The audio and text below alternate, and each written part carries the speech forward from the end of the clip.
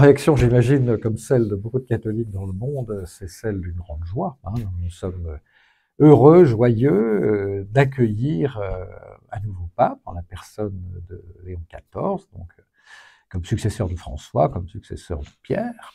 Donc la continuité est assurée dans, l'exercice de la charge, d'une part, mais d'autre part aussi, la continuité sans doute dans la manière, d'exercer la conduite pastorale de toute l'Église, puisque le choix même du nom, Léon XIV, semble avoir un sens, hein, en référence à Léon XIII, sans doute, puisque Léon XIII a été le pape on va dire, du dernier quart du XIXe siècle, hein, et son œuvre a été marquée par une volonté d'entrer en dialogue avec le monde, avec la société de son temps, hein. Comment faire entendre l'Évangile.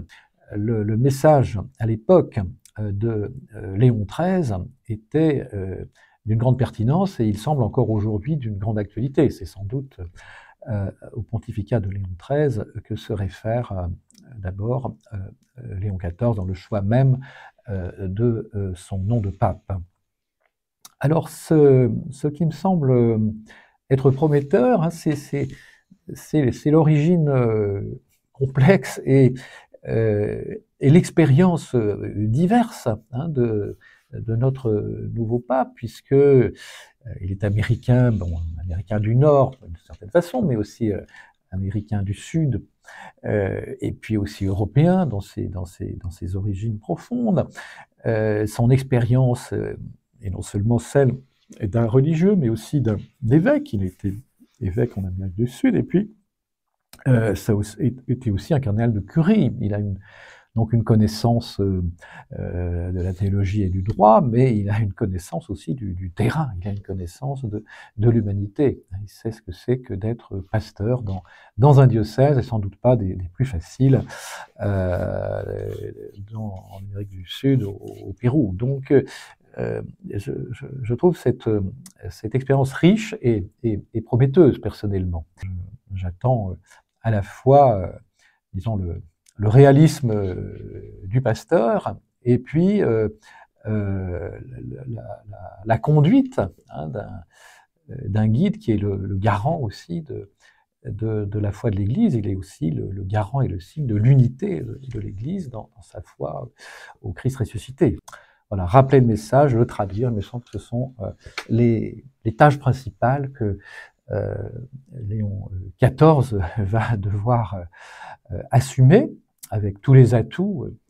Alors cela peut aussi se traduire dans nos églises locales par eh bien la relance de la synodalité, hein.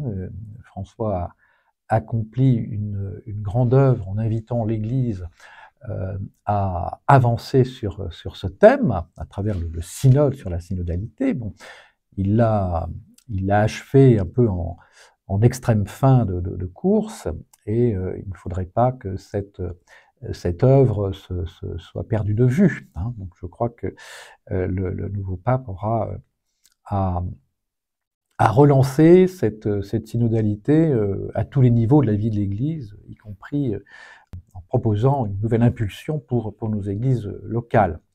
Mais il y a beaucoup d'autres thématiques qui sont en attente et en cours, hein. Je pense qu'il y a des réformes que le pape François a annoncées dans le gouvernement de l'Église au plus haut niveau.